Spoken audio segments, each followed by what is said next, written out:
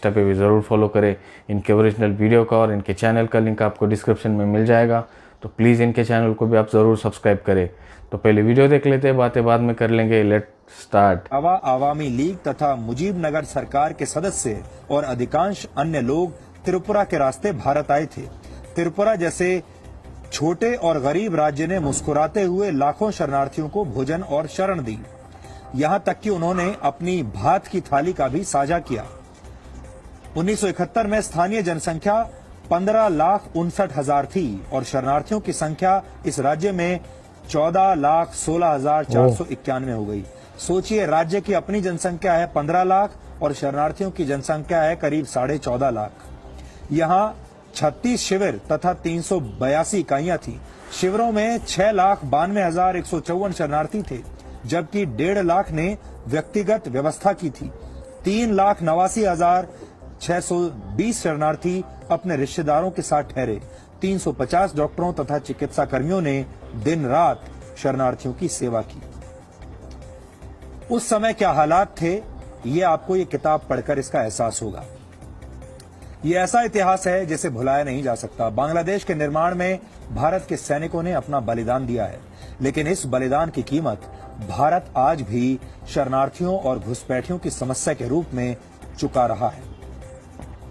दुनिया में कोई भी ऐसा देश नहीं है जिसने अपनी सीमाओं पर यह बोर्ड लगवाया हो कि हे घुसपैठियों, आपका स्वागत है। देखिए, क्या आप चाहते हैं कि आपकी सीमाओं पर ऐसा बोर्ड लगा दिया जाए? ये बोर्ड हमने बनवाया है, और अगर यही हालात रहे तो एक दिन भारत को अपनी सारी सीमाओं पर यह बोर्ड लगाना पड़ेगा जिसमें लिखा है घुसपैठियों का भारत में स्वागत है। घुसपैठियों की एंट्री को हर देश रोकता है, क्योंकि घुसपैठियों को हमेशा देश के संसाधनों के अतिक्रमण के रूप में देखा जाता है। अगर आप ध्यान से देखेंगे तो समझ जाएंगे कि घुसपैठ अपने आप में एक तरह का आक्रमण है। इस दौर में आक्रमण सिर्फ टैंक, लड़ाकू विमानों और सेना के द्वारा नहीं होता। घुसपैठ भी आक्रमण का ही एक तरीका है। ये एक ऐसा हमला है जिसमें एक भी गोली नहीं चलती, और इसके बावजूद विदेशी नागरिक देश के संसाधनों पर कब्जा जमा लेते हैं। इससे देश के असली नागरिकों का हक छीन लिया जाता है और देश की सुरक्षा कमजोर हो जाती है। इससे बड़ा हमला और क्या हो सकता है? कल असम में नेशनल रजिस्टर ऑफ सिटीजन्स का फाइनल ड्राफ्ट जारी किया गया था। इस प्रक्रिया के जरिए असम के अंदर छुपे हुए बांग्लादेशी घुसपैठियों की पहचान की जा रही है, लेकिन हमारे देश की वोट बैंक वाली राजनीति इन बांग्लादेशी घुसपैठियों के लिए सुरक्षा कवच की तरह काम कर रही है।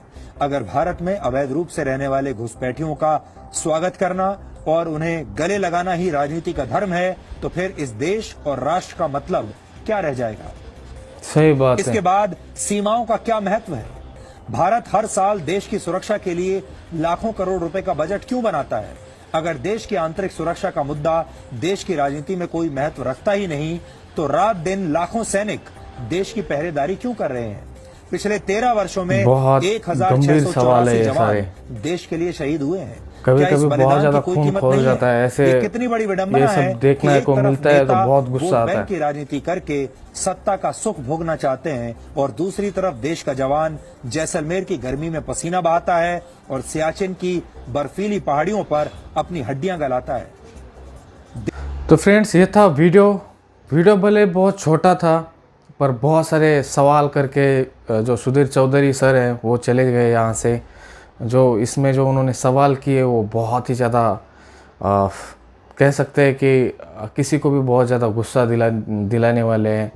क्योंकि अगर आप यहाँ पे पहले से उस टाइम पे जब 1971 की जो वॉर थी, या फिर बांग्लादेश की फ्रीडम स्ट्रगल थी, वो उस वक्त जो हालात थे वहाँ पे जो त्रिपुरा के लोग थे, उन्होंने अपना दिल खोल के अपने घरों में जगह दी लोगों को। अपने जो उन्होंने जैसे कहा कि अगर 1 प्लेट चावल है तो उसमें से आधा उनको दिया, और ना सिर्फ घरों में जगह दी, अपने दिलों में जगह दी उन लोगों को कि आप यहाँ आके रह सकते हैं। ना रह सकते, खुद की जगह, खुद के खेतों में उनके घर बन गए, और आज वही लोग उन लोगों को मारने के लिए या फिर उन्हीं लोगों पे अत्याचार कर रहे। ये बहुत ज़्यादा गलत है। जैसे उन्होंने कहा कि वहाँ पे जैसे बोर्ड लगाया था कि जो इलीगल माइग्रेंट्स है उनके लिए वेलकम जैसा बोर्ड उन्होंने बनाया था।